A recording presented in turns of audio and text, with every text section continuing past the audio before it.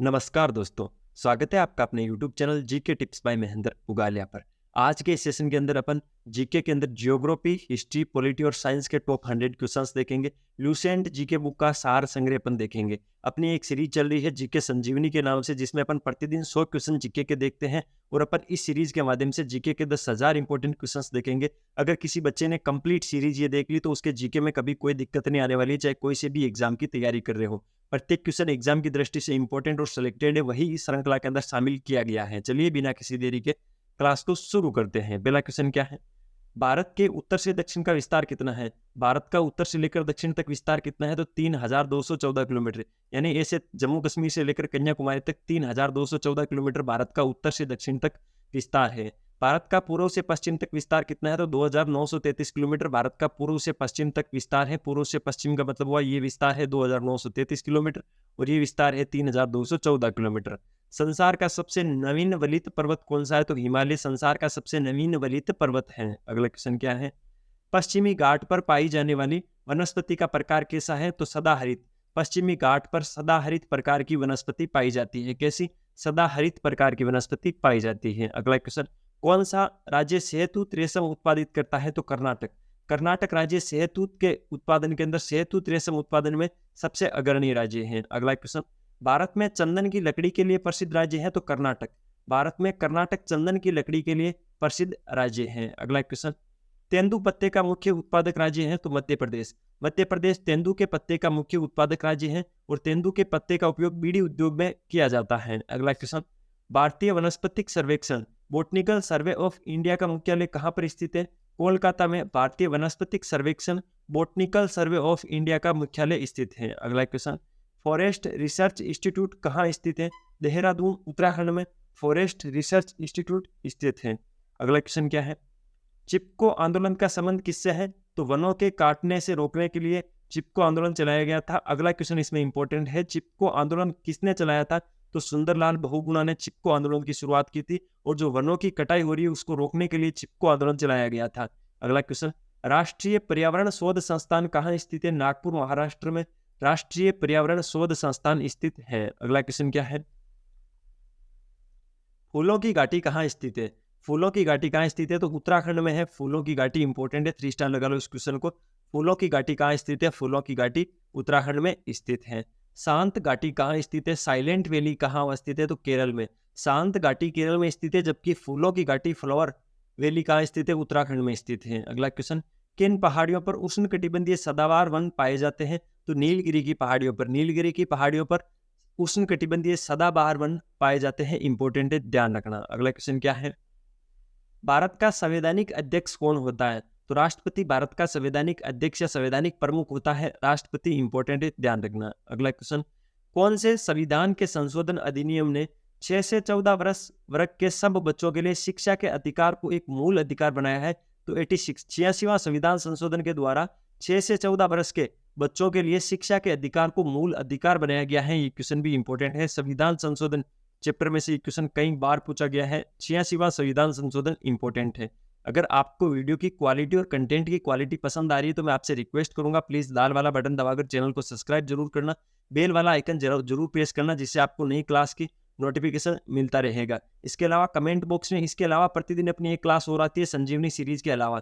वो क्लास आपको किस टॉपिक पर चाहिए वो बताने के लिए मुझे कमेंट बॉक्स में बता देना, टॉपिक का नाम आप कमेंट कर देना, मैं उस पर क्लास जल्द से जल्द आपको प्रोवाइड करवा दूंगा। इसके अलावा टेलीग्राम चैनल ज्वाइन कर लेना, जिसकी लिंक मैं वीडियो के डिस्क्रिप्शन में दे दूंगा, और सब्सक्राइब कर दिया करो, अच्छे अच्छे कमेंट किया करो, जिससे मुझे मोटिवेशन मिलता है। अगला क्वेश्चन, भारत का मेग्ना कार्टा संविधान के किस भाग को कहा जाता है? तो संविधान के भाग 3 को संविधान का मेग्ना कार्टा कहा जाता है। भारत का मेग्ना कार्टा कहा जाता है संविधान के भाग 3 को, जिसमें मूल अधिकार वगैरह आते हैं। तो भाग 3 संविधान का या भारत का मेग्ना कार्टा कहलाता है। अगला क्वेश्चन क्या है?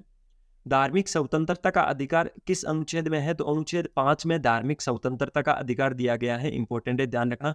धार्मिक स्वतंत्रता का अधिकार किस अनुच्छेद में है? तो अनुच्छेद 5 में। अगला क्वेश्चन, मौलिक अधिकारों में संशोधन का अधिकार किसको है? संसद को। संसद मौलिक अधिकारों में संशोधन कर सकती है। संसद को मौलिक अधिकारों में संशोधन का अधिकार है। अगला क्वेश्चन, किस वाद में संसद को मौलिक अधिकारों में संशोधन का अधिकार दिया गया?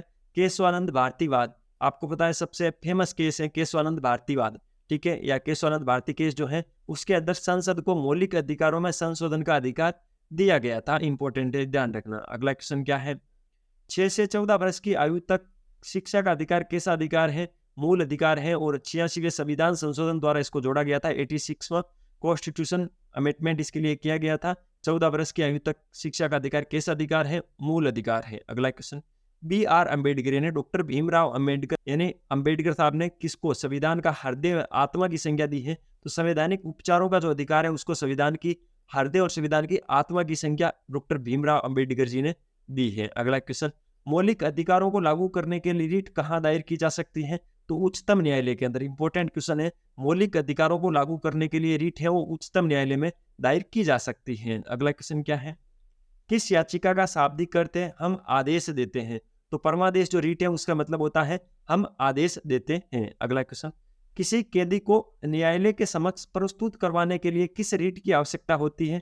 बंदी प्रत्यक्षीकरण। किसी भी कैदी को न्यायालय के समक्ष प्रस्तुत करवाने के लिए बंदी प्रत्यक्षीकरण रिट की आवश्यकता होती है। अगला क्वेश्चन, व्यक्तिगत स्वतंत्रता के लिए कौन सी रिट दायर की जा सकती है? तो हेवियस कार्पस। व्यक्तिगत स्वतंत्रता के लिए हेवियस कार्पस जो रिट है वो दायर की जा सकती है। अगला क्वेश्चन क्या है, मूल अधिकारों पर प्रतिबंध लगाने का अधिकार किसके पास है? तो संसद के पास ये अधिकार है कि वो मूल अधिकारों पर प्रतिबंध लगा सकती है। अगला क्वेश्चन, प्रधानमंत्री का सचिवालय किसके अधीन होता है? गृह मंत्रालय के अधीन होता है। प्रधानमंत्री का जो सचिवालय होता है वो गृह मंत्रालय के अधीन होता है। अगला क्वेश्चन, संविधान में प्रथम संशोधन कब हुआ था? तो 1951 के अंदर 1951 में संविधान में प्रथम संशोधन हुआ था। ये क्वेश्चन इंपॉर्टेंट है, ध्यान रखना। अगला क्वेश्चन क्या है, मधुमक्खी के जहर में कौन सा अम्ल होता है? तो फॉर्मिक अम्ल होता है मधुमक्खी के जहर में। मधुमक्खी के जहर में फॉर्मिक अम्ल होता है। अगला क्वेश्चन, लड़कों में आवाज के बदलाव, चेहरे पर बाल और कंधों के चौड़े होने के लिए जिम्मेदार हार्मोन कौन सा है? तो टेस्टोस्टेरोन हार्मोन है। कौन सा हार्मोन है? टेस्टोस्टेरोन हार्मोन की वजह से लड़कों की आवाज बदल जाती है, चेहरे पर दाढ़ी और मूंछें आ जाती है, कंधे चौड़े हो जाते हैं, टेस्टोस्टेरोन हार्मोन की वजह से। अगला क्वेश्चन, हृदय की धड़कन को नियंत्रित करने के लिए कौन सा खनिज आवश्यक है? तो पोटेशियम। हृदय की धड़कन को नियंत्रित करने के लिए पोटेशियम खनिज आवश्यक है। अगले क्वेश्चन पे चलते हैं, किसकी कमी से एनीमिया नामक रोग होता है? लोहे की कमी से, आयरन की कमी से। जब ब्लड में आयरन की कमी हो जाती है तो एनीमिया नामक रोग हो जाता है, जिसके अंदर खून की कमी भी इसको साधारणतः बोलते हैं। अगला क्वेश्चन, पालक के पत्तों में किसकी मात्रा सबसे अधिक होती है? आयरन की। लोहे की मात्रा पालक के पत्तों में अधिक होती है, तो किसी को अगर एनीमिया रोग हो जाता है तो उसको पालक के पत्तों की सब्जी खाने के लिए बोला जाता है। अगला क्वेश्चन, एलिजा टेस्ट किससे संबंधित है? यानी एलिजा टेस्ट है वो किस रोग के निदान के लिए किया जाता है? तो एड्स। एड्स का फुल फॉर्म क्या होता है? Acquired इम्यूनोडिफिशियेंसी syndrome. एड्स रोग की जांच करने के लिए एलिसा टेस्ट किया जाता है, एलिजा टेस्ट किया जाता है। इंपॉर्टेंट है, ध्यान रखना। अगला क्वेश्चन क्या है, गेंगा रोग किसकी कमी के कारण होता है? आयोडीन की कमी के कारण गेंगा रोग होता है। जो गलगंड रोग होता है, गेंगा रोग होता है, जिसके अंदर गला फूल जाता है, वो आयोडीन की कमी से होता है। अगला क्वेश्चन, ज्योति तीव्रता का मूल मात्रक क्या होता है? कैंडला। कैंडला को शॉर्ट में CD भी बोलते हैं। ये ज्योति तीव्रता का मूल मात्रक होता है। अगला क्वेश्चन, टाइफाइड बीमारी किस जीवाणु की वजह से होती है? तो साल्मोनेला टाइफी नामक जीवाणु की वजह से टाइफाइड बीमारी होती है। सबसे पहले तो आपको यही ध्यान रखना है, टाइफाइड एक जीवाणु जनित बीमारी है और ये साल्मोनेला टाइफी नामक जीवाणु की वजह से टाइफाइड बीमारी होती है। अगला क्वेश्चन क्या है, पेचिस रोग के लिए उत्तरदायी प्रोटोजोआ कौन सा है? तो एंट अमीबा। एंट अमीबा जो प्रोटोजोआ है उसकी वजह से पेचिस रोग होता है। अगला क्वेश्चन, न्यूमोनिया रोग मानव शरीर के किस अंग को ग्रसित करता है? तो फेफड़ों को ग्रसित करता है न्यूमोनिया रोग। जो न्यूमोनिया रोग है वो फेफड़ों को प्रभावित करता है। अगला क्वेश्चन, चेचक जिसको स्मॉल पॉक्स बोला जाता है उसके होने का कारण क्या है? तो वेरियोला वायरस। वेरियोला वायरस की वजह से चेचक या स्मॉल पॉक्स रोग होता है। अगला क्वेश्चन क्या है, मानव शरीर में संक्रमण रोकने में मदद करने वाला विटामिन कौन सा है? तो विटामिन ए है जो मानव शरीर में संक्रमण को रोकता है। और विटामिन ए का रासायनिक नाम क्या है? रेटिनोल। रेटिनोल विटामिन ए का रासायनिक नाम है। अगला क्वेश्चन, ईसीजी का फुल फॉर्म क्या होता है? इलेक्ट्रोकार्डियोग्राफी। ईसीजी यानी इलेक्ट्रोकार्डियोग्राफी ईसीजी का फुल फॉर्म होता है। अगला क्वेश्चन, जिस बीमारी में रक्त में शर्करा का स्तर बढ़ जाता है उसका नाम दिया गया है डायबिटीज मेलिटस। डायबिटीज मेलिटस बीमारी है, इसके अंदर रक्त के अंदर शर्करा का स्तर बढ़ जाता है और इसकी वजह से ये बीमारी होती है डायबिटीज मेलिटस। अगला क्वेश्चन क्या है, सारनाथ स्तंभ का निर्माण किसने करवाया था? तो सम्राट अशोक ने सारनाथ स्तंभ का निर्माण करवाया था। इंपॉर्टेंट है। अगला क्वेश्चन, अशोक के सारनाथ स्तंभ के निचले भाग पर कौन कौन से जानवर निरूपित हैं? तो हाथी, घोड़ा, सांड और सिंह। ये 4 जानवर हैं जो अशोक के सारनाथ स्तंभ के निचले भाग पर निरूपित है। ये क्वेश्चन कई बार एग्जामों में सीधा सीधा पूछा गया है। इसमें से 4 ऑप्शन देते हैं और एक जानवर नहीं देते, पूछते हैं इनमें से कौन सा जानवर नहीं है, तो आपको ध्यान रखना है हाथी, घोड़ा, सांड और सिंह है वो अशोक के सारनाथ स्तंभ के निचले भाग पर निरूपित किए गए हैं। अगला क्वेश्चन, किसने सहिष्णुता, उदारता और करुणा के त्रिविध आधार पर राजवंश की स्थापना की थी? तो अशोक ने सहिष्णुता, उदारता और करुणा के त्रिविध आधार पर राजवंश की स्थापना की थी। इंपॉर्टेंट है, ध्यान रखना। अगला क्वेश्चन, अशोक के अभिलेख में उसके किस एकमात्र पुत्र की चर्चा की गई है? तो तीवर। अशोक के जितने भी अभिलेख है उसमें उसके एक ही पुत्र की चर्चा की गई है और वह है तीवर।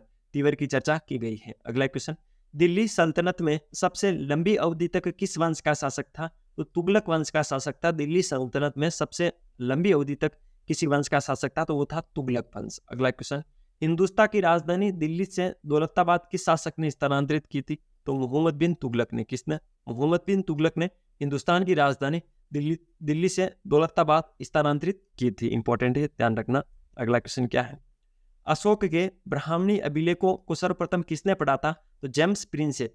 जेम्स प्रिंसेप ने अशोक के जो ब्राह्मी लिपि में लिखे हुए अभिलेख थे उनको सबसे पहले पढ़ा था। अगला क्वेश्चन, श्रीनगर की स्थापना किस शासक ने की थी? तो अशोक ने। अशोक ने की थी श्रीनगर की स्थापना। अगला क्वेश्चन, मध्यकालीन भारत का प्रथम शासक कौन था जिसने सती प्रथा पर निषेध लगाया?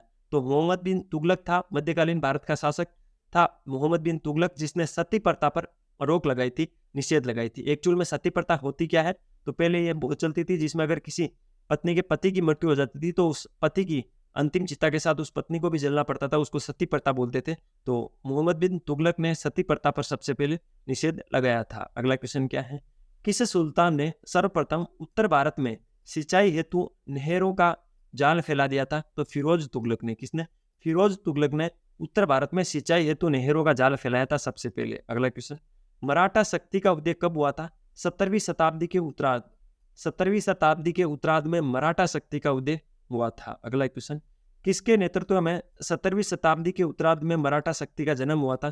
तो शिवाजी, जो महाराज शिवाजी थे उनकी वजह से ही 17वीं शताब्दी के उत्तरार्ध मराठा शक्ति का जन्म हुआ था। ठीक।